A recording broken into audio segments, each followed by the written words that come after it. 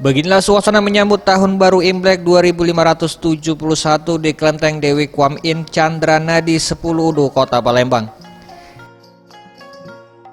Diterangkan oleh Tek Seng, salah satu pengelola kelenteng, selain melakukan pembersihan tempat berdoa dan juga menyiapkan berbagai perlengkapan doa seperti lilin, dupa, sebagai tradisi tahunan di kelenteng ini juga mulai dipasang sekitar 2.000 lampion yang akan menambah kekhasan kultur Tionghoa pada hari pelaksanaan Imlek yang jatuh pada 25 Januari 2020.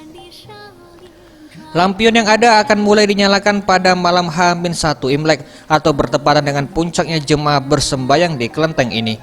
Puluhan ribu jemaah akan memadati kelenteng dan diharapkan memasuki tahun tikus logam ini dapat membawa keselamatan dan murah rezeki bagi semua orang.